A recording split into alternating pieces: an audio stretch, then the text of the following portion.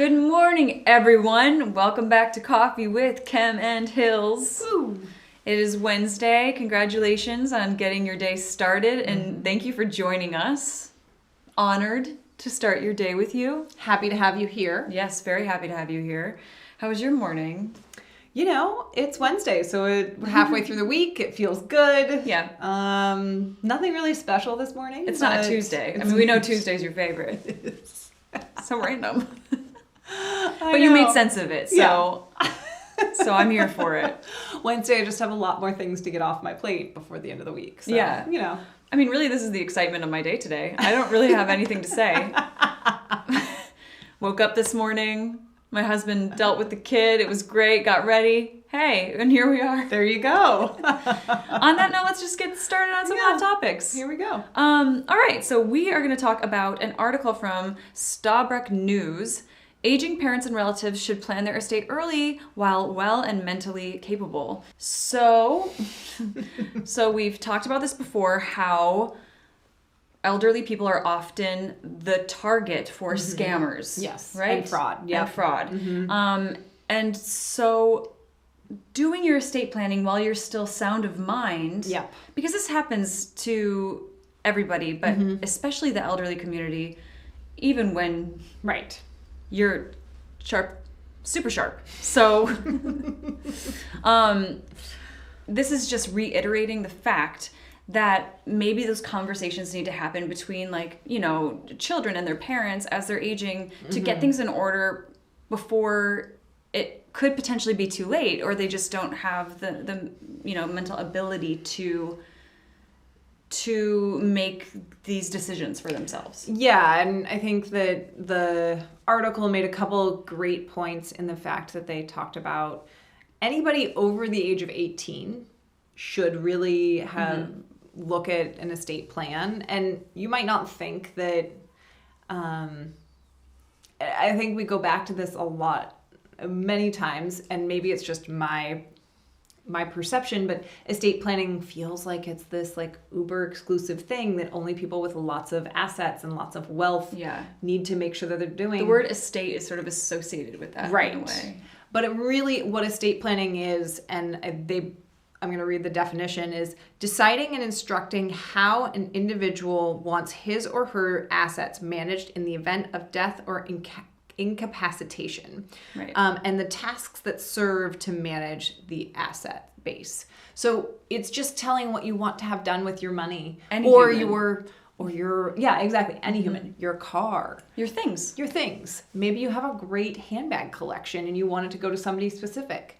You won't be able to decide that if you haven't written it down and have it notarized and signed. Right. So this isn't just for people who are, you know, entering retirement or getting older. It's a conversation to be had much, much earlier in life. But yeah, this article touches on the fact that non-communicable diseases are on the rise. Right. And nobody wants to talk about the fact that this could potentially happen to them or think about that. Right. But the truth is, dementia is one of the leading causes of disability and dependency among older people globally. So it's a very real thing. So we should all be looking out for ourselves and each other when it comes to this. Yeah.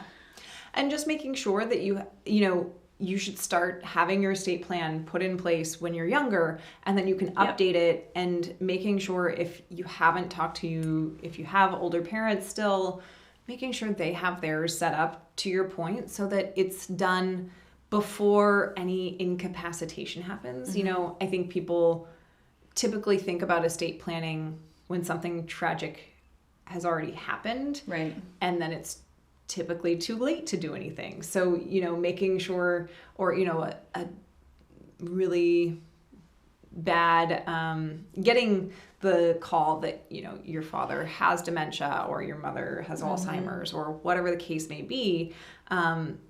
People think about it at that time, but really 5 years prior, 10 years prior, right now is when you should have those conversations and start getting the estate plan put into place. Yeah, and it sort of changes the way people approach finances, and it improves financial literacy as well, starting at an earlier age, and opens the door for communication. Because I do think that there are still some roadblocks between even our generation with our parents and feeling comfortable enough to approach them with these financial necessities. And so I think it's really important that, our generation starts, breaking the stigma, even when it comes to having those conversations with our parents or our grandparents. Even if it is a little bit uncomfortable, right, you really are looking out for them. Yeah. Right. It's not that you're looking for a handout for money or the right. house or anything. It's just, hey. Hopefully. Right. I mean, that might be your prerogative. Right. It's more, hey, what do you want to happen with all this stuff? Right. Because especially as you get older, you accumulate a lot of stuff. Do you want grandma's sideboard to go to a specific child who right. actually cares about the heirloom quality of it? Right. Or, does it end up going to your weird uncle that nobody likes and he doesn't care and it, uses it for firewood? I don't know. And who wants to take on the responsibility, right, of divvying out everything as well? It's a huge responsibility. Yeah. And often, when there is a major loss like that, you just want to focus on grieving, and you don't want to focus on having to deal with that person's assets and, where all of their stuff is going to go. Right. And also as part of doing an estate plan or getting your parents to get one done, or both, you should have one, your parents should have one. Your kid should have one. Your kid should have one, depending on how old your kids are. Right. But, getting that medical power of attorney in place so that if there is incapacitation versus just, tragic death or, then you have that put in place again. You having somebody do your medical health directives who might have a better idea of your wishes because it's written down. And who knows that, that is something that is being asked of them potentially, so that they can, accept that responsibility and prepare for that. If hopefully never, right, if need be. Right. I mean, I don't know about you, but when I gave birth to my daughter, our hospital actually made me fill out a whole questionnaire, medical power of attorney, and same. Do not resuscitate or whatever the medical directive is. And it was a really eye-opening conversation to have with my husband at the time. We don't think of childbirth these days as being such a potentially life-threatening. Yeah, and it still is and can be. Right. And so making sure that you have that in place is really important. And then we also decided to get our trust in place after that because we were like, well, we've already had that conversation. We might as well get everything else done. Right. I know, it's funny how having a kid really kicks things in gear in a whole new way. And the things that you're like, oh, I'm just worrying about myself. And then suddenly when you're, in charge of this little person's life and well-being, you're like, oh, I need to get my shit together. Yeah. You know what I mean? Mm-hmm. So, yep.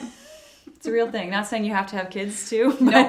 And not saying that you have to have kids, but and it's also, make sure that your parents have their stuff in place so that... Yeah, have those conversations, even if they're uncomfortable. Right. It's necessary. I did it with my mom, and she even kind of, because we're very open, and she even was a little like, well, this isn't something that, I did with my parents. It doesn't, why is this necessary sort of thing. Right. And trying to sort of introduce the conversation and why it actually is healthy, and how breaking down those stigmas are important, and how I'm going to be really open from the beginning with my daughter, all of that. It's changing this mentality around financial secrecy. Yeah. And I think it's super important that, just having this transparency about what's happening and having those open conversations can go a long way and just put everybody at ease, especially if there is death or incapacitation. People know what to do instead of having wandering through this gray area or this path that you're grieving, whether it's death or incapacitation, because you're grieving if somebody gets dementia or Alzheimer's because the person that you know and love is no longer there, really. And you can focus on keeping people healthy and you can focus on and grieving and what instead really of matters, having to focus on everything else. Right. Yep. So make sure you talk to your family about it. Yes, that is everyone's assignment for this week. Good luck. All right. Thank you for joining us for our first hot topic, but we've got another one coming after this quick commercial break.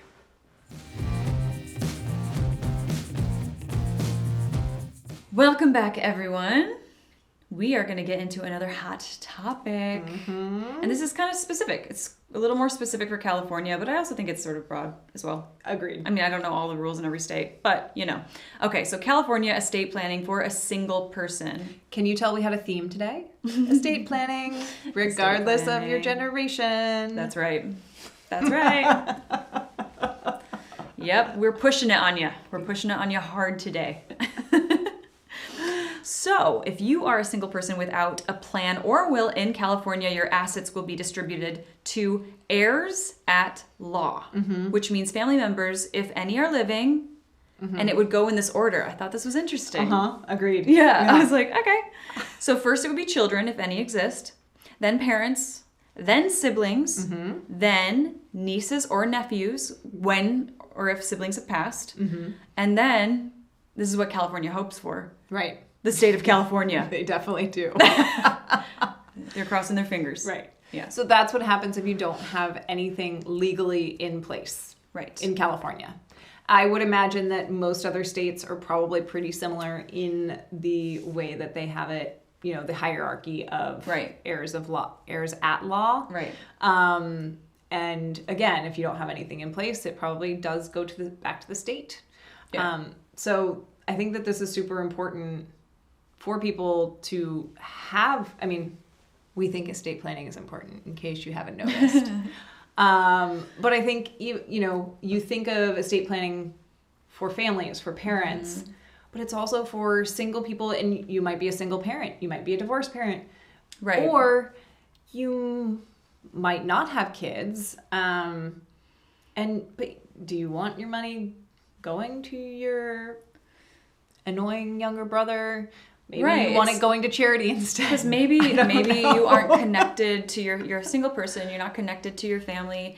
Maybe you have a really good friend that's family to you that you would like your estate to go to. Or even if there's a charity that you would want to donate it to rather than it just going to the state. Right.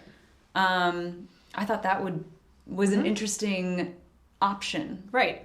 Or maybe you wanted to go directly to a nephew who you feel like could benefit the most from whatever you have. Right. Or you want to leave your house to your nephew, but the actual monetary part of your estate you want to leave to charity. Right. There's a lot of different ways you can choose to divvy up your assets, but you need to have a plan in place in order to make that dream or your directive happen. I thought you said your dream a reality. Yeah, I know. I was going to say that, and I was like, that doesn't really apply. I mean, maybe that's, when you pass away, that your dream is that your money goes here, here, and here. And that is your estate plan. I like that way of thinking as well. But if you just don't care where it goes, now you know what's going to happen to it. Exactly. I think it is interesting. They quoted that the AARP said that 64% of Gen Xers and 78% of millennials do not have estate plans in place. That's a lot. Yeah, that's a lot. That's too many. I think in general, people don't think about it till they get closer to retirement. Agreed. And yes, life expectancy is longer these days. That's great. But with more medical issues, though. With more medical issues, we yes. learned. But also, you might get sick. You might become incapacitated for a variety of shitty reasons. Yeah. You might, have an untimely death, a tragic death. Like, there's a lot of different reasons to get these in place now so that you don't have to worry about it. You can just update it as your wishes and your assets change. In general, I think younger people feel invincible, and that starts to sort of wear away at you as life does. But I think that's why we don't plan. We don't plan for things because, unless you're somebody that's been faced with the realities that death is inevitable. Right. Sometimes illnesses, things happen. we often do just feel invincible, and it's something that we can just put off. I thought another important tip that reminder is for everybody, but I think when it comes to single people is remembering to get a medical power of attorney.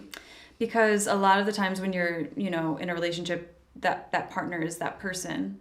And I think legally your spouse is that person if you are married. Right. Right. If you are married, yes. But if you aren't, yeah, you need somebody to make those decisions for you. Yeah. And it could be a sibling, a parent, a trusted friend. Right. Anybody. But, I think that, if anything, if you don't even know what to do with your estate, it's like, if you are in the hospital and someone needs to make decisions on your behalf, you want to trust that person, right. And know that they have your best interest in mind. So, establishing who your medical power of attorney is very important. And not just for single people, it's important for everybody. But yes, for married people, it's sort of already taken care of in a sense. Right. But maybe you're a married person and your spouse might not be the most logical person in a time of crisis. And so you're like, maybe they're not the best person to make a more logical decision about something medical when it's such an emotionally heightened. Yeah. You might need somebody a little that's close to you, but maybe a little more emotionally removed, or who knows? I don't know your situation. We don't know your situation. But these are things to think about and and make the decision and get it in writing, get it done by attorneys, have it signed, because we all know, right, if it's not signed, it doesn't count. I think that's funny that's a step that somehow gets missed. I don't know. Yeah, sadly. So especially if you're working with an estate planner, Mm-hmm. like you think that they would be hot on that. Right. But apparently it happens, so make sure you sign it. Exactly. Remember we learned in the Scholastic, the guy who owned Scholastic a couple weeks ago. Yeah. He was apparently in the process of writing a new will of yep. trust, perhaps, but it wasn't signed, so it's not a legally binding document. So it happens at all different levels, and you could literally be at the finish line and about to sign it, but if you don't sign it, it doesn't count. Yeah, it doesn't count. So no good. Yeah. So yeah, it's important to kind of figure these things out for your life. And the article also mentioned like how when it comes to having that medical power of attorney, people have, this made me think about myself because I haven't really thought about this and what I would want. I think having the conversations with your medical power of attorney as well, once you've decided who it is, like this is so morbid, but like do you want the do not resuscitate? What do you want for yourself? Which will take some of that weight off of the medical power of attorney because they know what your wishes are. Right. And when I was reading this article, I was like, well, I've never had that conversation with my husband before.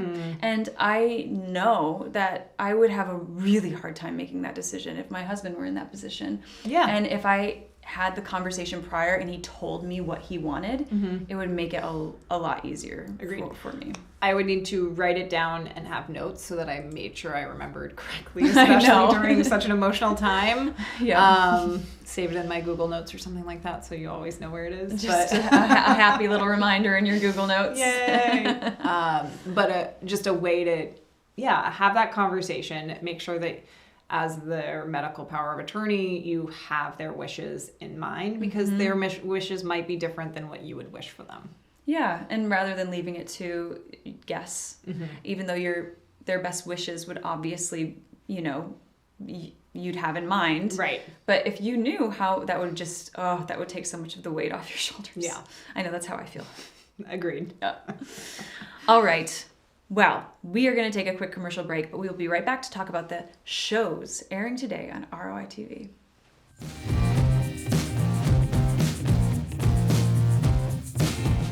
All right, now we are going to pivot. We're going to pivot to Healthy Wealthy Wednesday. Come on, give us your best tip, Hillary. Okay, so today's Healthy Wealthy Wednesday. We are in tax timing. I don't know if you know this, but taxes are due April 18th. So we've got some time. And last week our tip was to start working on your taxes. Yes.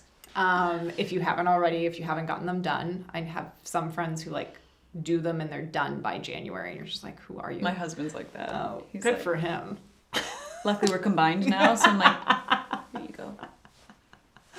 I'm like, oh, it's April 17th. Yeah. Guess it's time. But so the tip this week is to use your tax refund, should you get one, to help you reach your goals. So help you reach your financial goals. If you think, if you're doing your taxes and you're getting a refund, where are you spending that money? Instead of thinking of it as, oh, well, I mean, you can do it what you want, right? But probably the smarter financial thing to do would be to put it in a savings account. Mm-hmm. Maybe it's your savings account. Your security savings account. Maybe it's in your emergency fund if you're still trying to build that up. Mm-hmm. Maybe you already have your emergency fund and you can put it into your vacation fund. And then you do get to use it for something fun, but it's put there aside for a specific use. Right. Versus, just going into your bank account and then maybe you buy yourself a nice handbag or you spend a lot of money on a really fancy restaurant or something. Some people are like, we'll wait till we get our refund to see if we're taking a 10-day cruise or a 7-day cruise. Which is fine. Yeah. If that's your vacation fund, at least you can do that too. You've done the work, hopefully, and you're like, okay. Exactly. But to make sure that you're using your refund to get you to your financial goals. Yes. Whatever they may be. I like that one. Mm-hmm. I love tax refunds. Best part of the year, I tell you what. All right, well, I think we're going to take a quick commercial break, and then we'll be right back to talk about the shows airing today on ROI TV.